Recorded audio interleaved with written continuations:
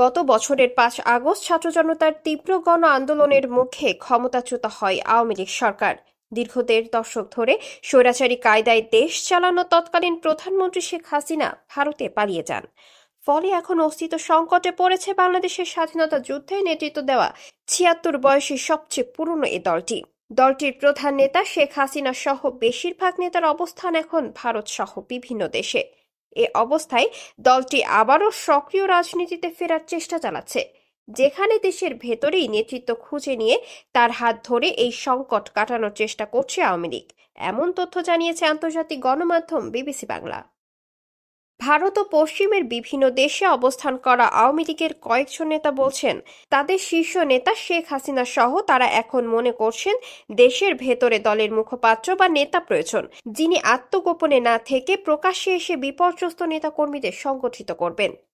তাদের এমন চিন্তায় সাবেক রাষ্ট্রপতি আব্দুল হামিদ, সাবেক মন্ত্রী সাবির হোসেন চৌধুরীর নাম রয়েছে, কিন্তু গ্রেফতার, মামলার ভয়ে এবং প্রতিকূল পরিস্থিতিতে তাদের কেউ এখনো সাহস করে এগিয়ে আসেননি। সেভাবে বিতর্কিত নন দলটির এমন অন্য কোনো নেতা এগিয়ে আসবেন, সে ধরনের ইঙ্গিতও নেই। যুক্তরাষ্ট্র সহ ইউরোপে রয়েছেন এমন একাধিক নেতার বক্তব্য হচ্ছে, তাদের দল ঢাকায় মুখপাত্র বা কোনো পদ নিয়ে আনুষ্ঠানিকভাবে কোনো নেতার নাম ঘোষণা করতে চাইছে না, কারণ কারো নাম আনুষ্ঠানিকভাবে ঘোষণা করা হলেই তাকে মামলা, গ্রেফতারের মুখে পড়তে হতে পারে। এটি তাদের বিবেচনায় নিতে হচ্ছে। আওয়ামী লীগ নেতারা অভিযোগ করছেন, ঢাকা থেকে শুরু করে গ্রাম পর্যায় পর্যন্ত আওয়ামী লীগের নেতাকর্মীদের গ্রেফতার বাড়ানো হয়েছে।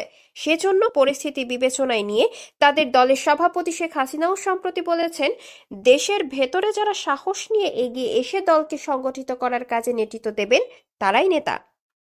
তবে রিফাইন্ড আওয়ামী লীগ কিংবা শেখ হাসিনার বিকল্প এখনো ভাবছেন না দলটির নেতাকর্মীরা।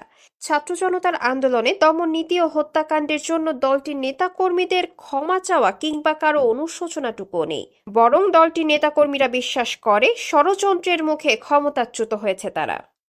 দলটির কেন্দ্রীয় নেতা ও সাবেক তথ্যমন্ত্রী মোহাম্মদ আলী আরাফাত এখন বিদেশে অবস্থান করছেন। তিনি বলেন, তাদের সরকারের পতনের আগে এবং অন্তর্বর্তী সরকারের সময়ে সব হত্যাকাণ্ডের সুষ্ঠু তদন্ত বিচার তারা চান, কিন্তু অনুশোচনার প্রশ্নে রাজনৈতিক দল হিসেবে আওয়ামী লীগ জনগণের কাছে জবাবদিহি করবে, এজন্য অন্য কোনো পক্ষের প্রশ্নের জবাব দেওয়ার বিষয় নেই বলে উল্লেখ করেন আরাফাত।